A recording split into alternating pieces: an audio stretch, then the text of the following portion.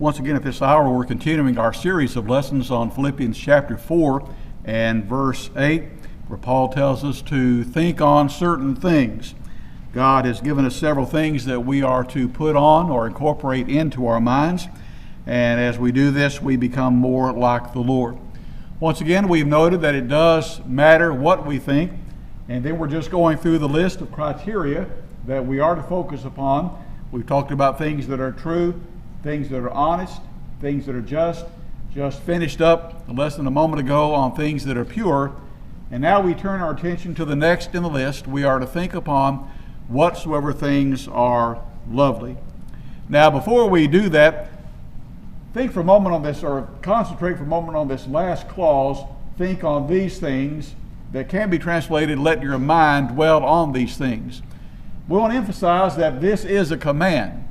God tells us to do this. It's not you can if you want to, fine, and if you don't want to, fine. But this is a command of God, and we show our love for God by obeying His commands. So we're going to work really hard to focus our thoughts daily on good things. And here, things that are lovely. It's going to take effort. It's going to take mental work on our part to fully concentrate on these traits or qualities that are given us. And again, this all will certainly pay off in this life and certainly in the next. So let's look at whatever things are lovely by asking, first of all, well, what are we talking about? What is lovely? We can look at this from the negative, what it's not, and from the positive, what it is. So let's do that. First of all, what lovely is not. Here we're not referring just to the physical or outward. It's not merely the physical or the outward.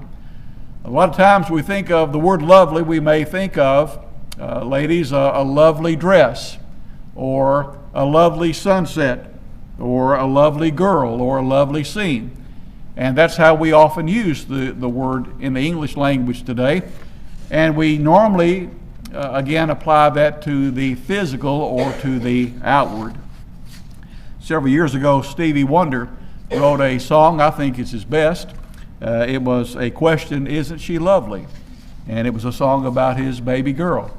And I think every parent would sing that song. And certainly he thought that she was lovely, I'm sure both inward and outward. But again, the focus of the word here is not merely the physical, not merely the outward. What it is, literally, the word in the original comes from two words that mean toward love. Things that are lovely are things toward love. It's the concept of planning or concentration that will bring about a lovely act. Not just physical appearance, not just outward appearance, but again, it is concentrating our thoughts that bring about a lovely act, what we think we do. If I think on things that are lovely, I'm going to live a lovely life, is the focus in all of this. Now, second, let's think about a few roadblocks to lovely thinking. That is, what can keep us from thinking lovely thoughts, other than the devil, obviously, and things of that nature. But if lovely thinking is that which is toward love, we need to know what obstacles we need to overcome to make it a reality in our minds, so that we can think lovely thoughts. First of all, and we've alluded to this sort of briefly, modern culture is certainly a roadblock to lovely thoughts. There are many misconceptions about love in our culture today. A lot of folks just look at love as something you fall in and fall out of. I fell in love with a girl. Well, I fell out of love with a girl, and I'll find another girl to fall in love with.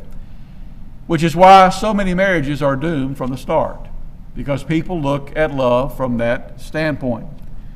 The Bible says that marriages are to be built on the bedrock of biblical commitment, as the vows go, for better, for worse, come what may, in other words. We deliberately choose to love, and we deliberately plan to love. We are, as per this verse, continually thinking toward love, no matter our feelings. We can think things that are lovely and put our feelings aside. We can think toward love regardless of the other person's actions. Somebody may not act lovely toward me, but I can choose to act lovely toward them. My response to them should not be based on their response to me. My response to them should be based on what does the Bible say. And then I train my mind accordingly. I don't show love only when I feel like it. It is a constant of life.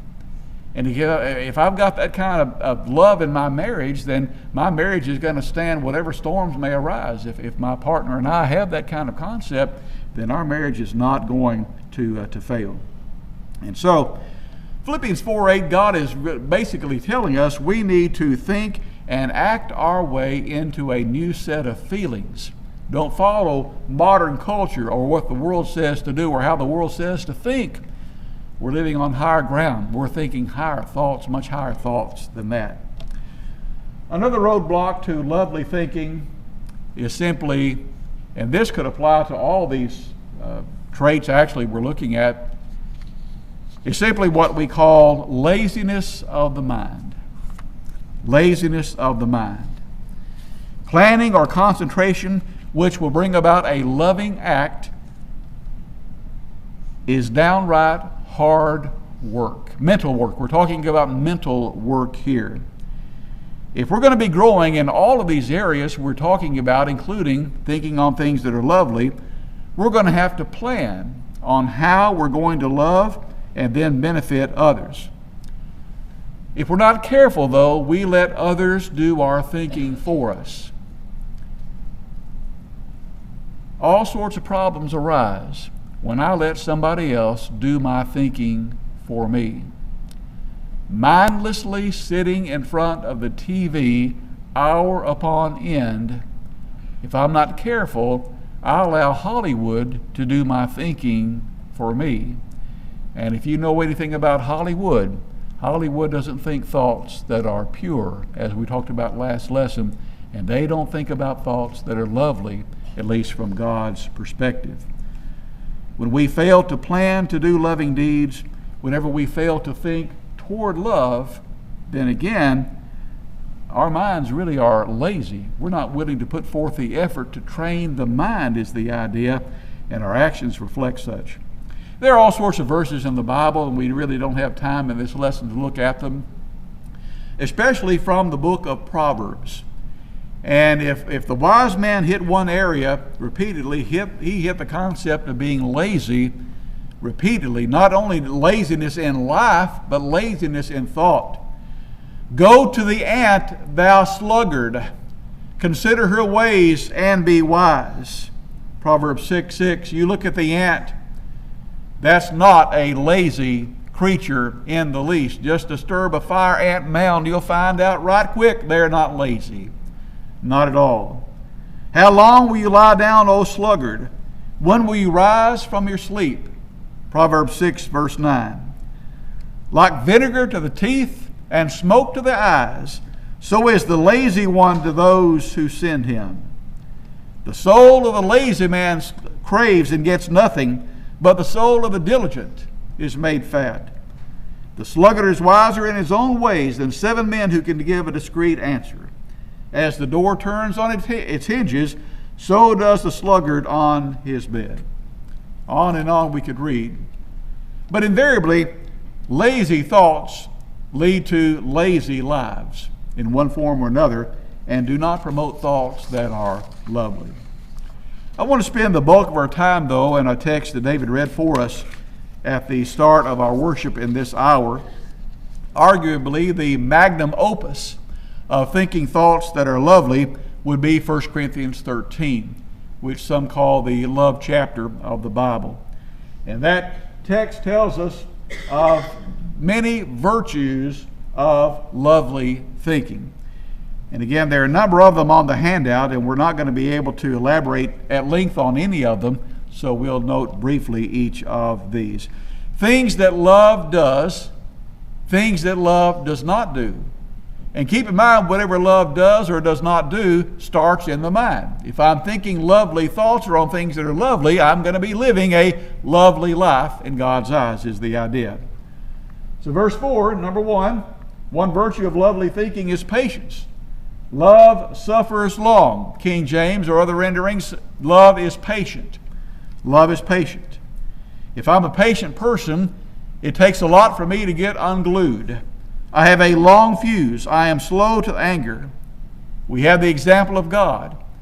He waited in the days of Noah. The long suffering of God waited in the days of Noah on 120 years for man to come around. And man didn't come around. That's 1 Peter chapter 3, verse 20. How thankful we are that God suffers long with us. We need to extend the same to others out of love. Preachers are to preach the word, be instant in season, out of season. We are to reprove and rebuke and exhort with all long suffering, with all patience and doctrine. 2 Timothy chapter 4 and verse 2. So if I think on whatever things are lovely, I'm going to be a patient person. Another virtue of lovely thinking is kindness. Love not only suffers long, but love is kind.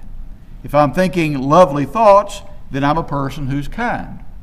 That is, I'm useful, I'm gracious, I'm gentle, I'm caring, I'm not condemning, I don't push other people around, I'm not rough, I'm not harsh, I'm not bitter. This is one of the elements that make up the wonderful fruit of the Spirit. Galatians 5, verse 22. Again, thinking on things that are lovely, if I do that, I'm going to be a kind person. A third virtue, if I'm thinking on whatever things are lovely, I'm not going to envy. Love does not envy. Most often the word envy has a negative connotation. And a close cousin to envy is the word jealousy. In fact, they're really basically two of the same. Some state the difference as jealousy is selfish and holding on to what it has. Envy, lust for what it doesn't have. Jealous, you hang on to what you want in an ungodly way. And envy, you want what you don't have, again, in an ungodly way. We even select a color for envy or jealousy, and that color is green. He is green with envy, we say. But again, if I'm thinking whatever things are lovely, this love chapter of the Bible tells me, then I'm not going to envy. The Bible says it is the rottenness of the bones. It will eat you up. Proverbs chapter 14, verse 30. Thinking on whatever things are lovely. If I do that, I'm not arrogant. Love does not vaunt itself. It is not puffed up. That is, love is not arrogant. Love does not brag. One who thinks on things lovely is not a braggart or a windbag. Thinking thoughts that are lovely keeps one from having too high of an estimate of himself. Boastful people are really empty people. They lack self-esteem, and they try to make up for it by calling attention to themselves. Old-timers used to say, it is the empty wagon that rattles the loudest. The empty wagon rattles the loudest, and by that, one who has to brag on himself all the time is really an empty person on the inside. Somebody put it a better way by saying, the less people speak of their greatness, the more we think of it. The less they speak of it, the more we think of it. The Bible says, let another man praise thee, and not thine own mouth, a stranger, and not thy own lips. Proverbs 27, verse 2. If I'm thinking thoughts that are lovely, I'm not an arrogant person. That's going to spill over to my life. I'm not going to be arrogant. Another virtue of lovely thinking is I behave properly. Love does not behave itself unseemly. New King James translates that word unseemly as rudely. Love does not behave itself rudely. That is, love behaves properly. I treat others right is the idea. I'm decent in my words. That goes back to our last lesson, pure words. I'm decent in my attitude, in my actions, even in my appearance and the way I dress and carry myself. Again, think lovely thoughts. That's going to carry over into how I act, and I'm going to behave properly. Going on down the list, another virtue of lovely thinking. Love is not selfish. Love seeketh not her own.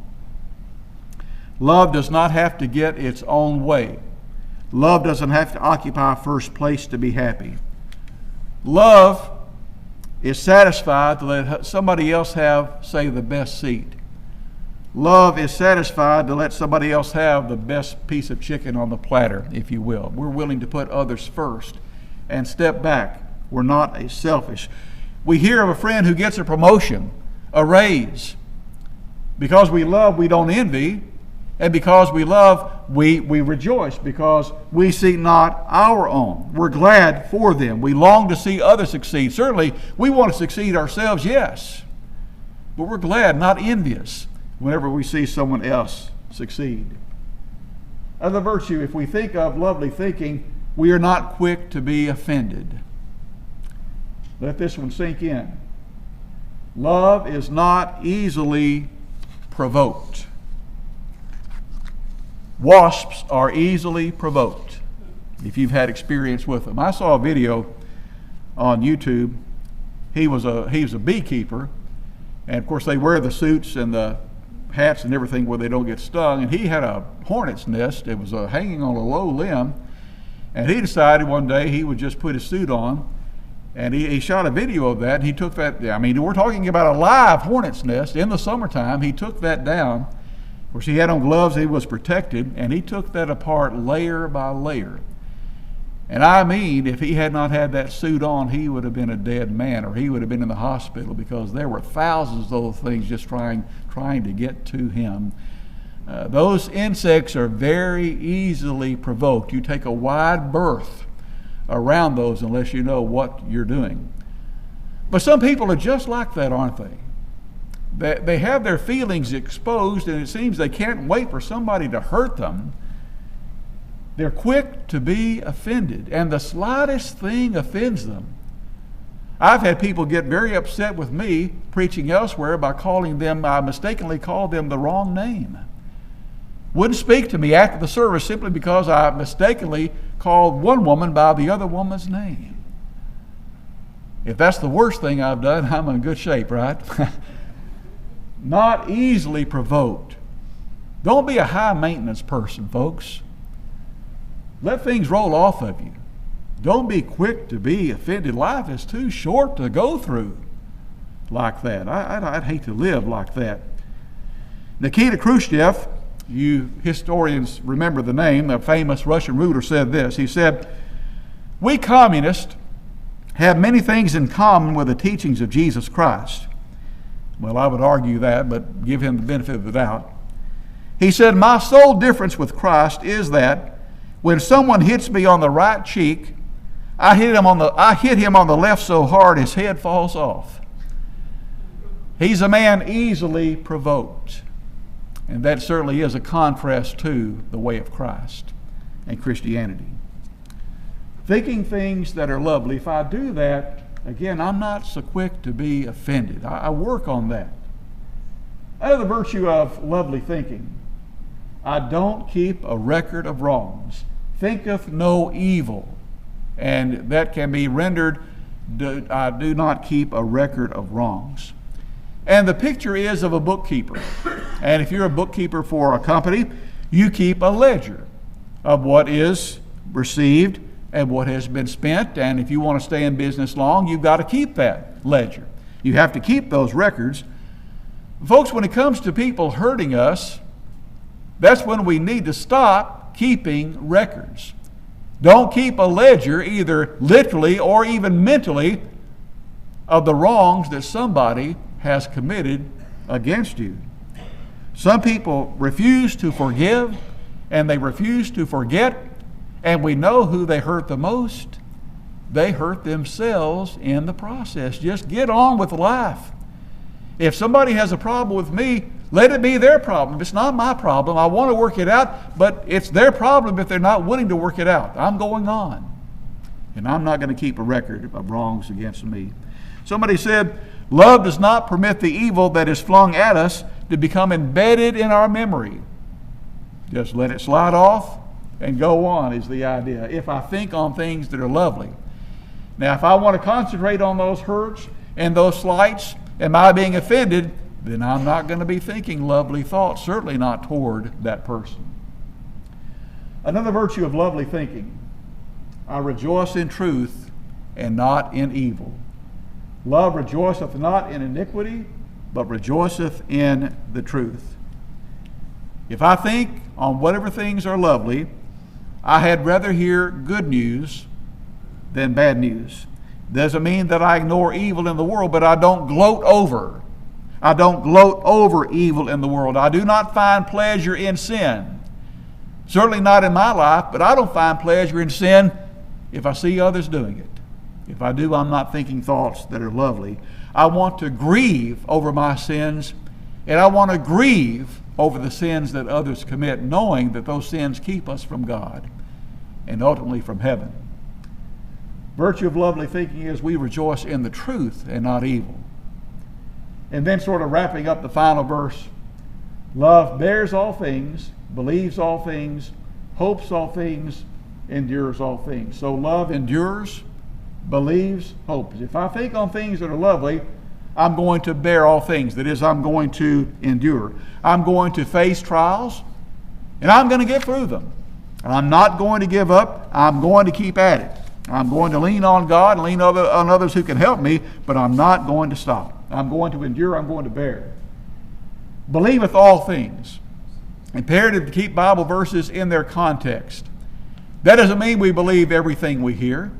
That doesn't mean we believe every doctrine that is taught. In the context, it's talking about our attitude toward others. That is, love is trusting. It is not suspicious. Love believes the best about others. Given a scenario where we may think somebody's done something wrong, until we find out otherwise, we think the best of them. We give them the benefit of the doubt. Somebody said, love takes the kindest view of others in every circumstance, as long as it possibly can. Love will consider the motives and make every allowance for failure. And when a man has fallen, love will think about the battle that he must have fought and the struggle that he must have had before he went down. That's another way of putting what Paul is saying here. We believe all things. We believe in that person, maybe a better way of saying it. And then love hopes all things. I know we use the word hope in the English language in the context of wishful thinking. I hope I win $1 million or something like that. That's wishful thinking. But hope is never used in the Bible in the way of wishful thinking. In the New Testament, hope carries the idea of expecting something good, not of wishing something to happen or wishing on a star. In the Bible, love, or hope rather, carries the idea of expecting something good, hoping the best in others, hoping that God will work in their lives to bring about change, expecting that as they lean on Him, hoping the best in situations, not living by Murphy's Law. If anything can go wrong, it will, or always expect the worst, you'll never be disappointed. That's how some people live. Well, I'm not thinking lovely thoughts if that's my mindset. And certainly I want to hope, that is, expect a better life in eternity. And of course, I want to begin that walk through obeying the gospel. I want to believe in Jesus. I want to repent, confess my Lord, and be baptized, and live a faithful life then, and have people pray for me then whenever I do not. And that can help me on the way to thinking whatever things then are lovely. So as we sort of wrap up the lesson, I think we all would agree how much better off our world would be if everybody would get on the same page and think about whatever things are lovely. We could forget about war, couldn't we? Forget about fighting. Forget about divorce. Forget about man's inhumanity to man in whatever form. Forget about prisons. People talk about defunding police. That'd take care of it, wouldn't it? No need for law and order if we could get everybody on the same page of thinking things that are lovely. Well, that's not realistic, is it? It's idealistic, but it's not realistic. It's not going to happen as long as this old devil is in our world. So we're going to need prisons, And we're going to need police, and we're going to need security, and we're going to need people to help us out, because people are often not what they ought to be, because they don't think thoughts that are lovely. Folks, if I want a better world, though, I've got to start with a better me. It starts right here. It starts right there. Not going to change those folks out there if we're not changed first in here. Better world starts with a better me. And if there's going to be a better me, I'm going to have a better mind. That's why we're focusing on Philippians 4, verse 8. I'm going to have to put forth a mental effort and try, really try. Doesn't mean I'm not going to slip up and fail and fall, but I'm going to have to get back up and really try, with the help of God, to think on these things, dwell on these things, concentrate on these things, and for this lesson, to think on things that are lovely. As always, remember that the Lord is our greatest inspiration for thinking things lovely. The very definition of God is love. God so loved the world, John 3:16, and greater love has no man than this, than a man lay down his life for his friends, 1 John 3:16. Think on these things. Think on things that are lovely as we stand, as we sing.